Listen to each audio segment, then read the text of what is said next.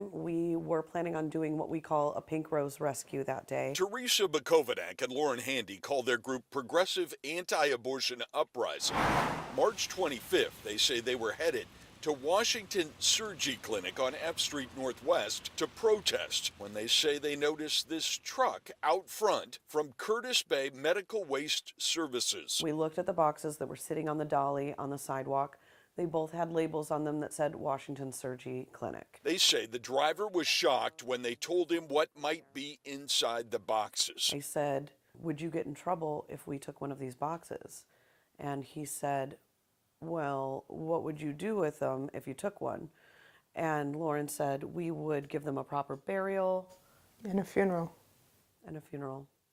And he thought about it for a second and he said, okay. They say they took the box back to Handy's apartment on Capitol Hill.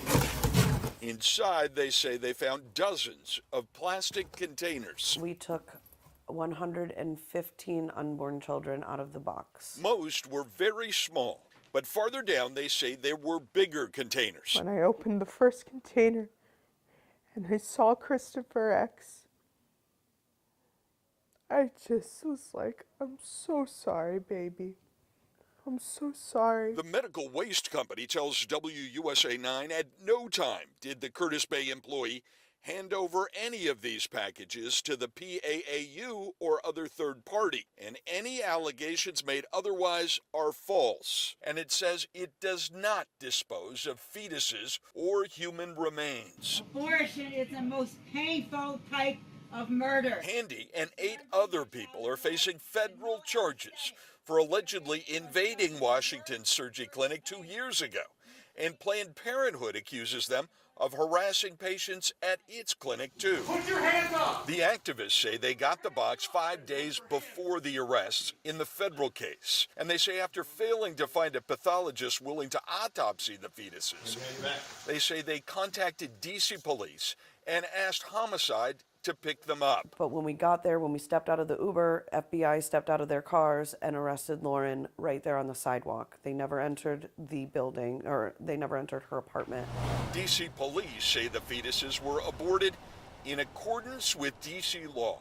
Sources say there are no plans to autopsy them, but police are still investigating how the women got them. Did you all do anything illegal to obtain that box and those fetuses? We have not done anything illegal. They took what was an incredibly private moment for these women in their reproductive lives and spread it all over the internet for their own exploitative purposes. The women have been going after the clinic's doctor for years. Santangelo is the one that ripped these children apart. We know images get right to the heart, and the victims their story needs to be told.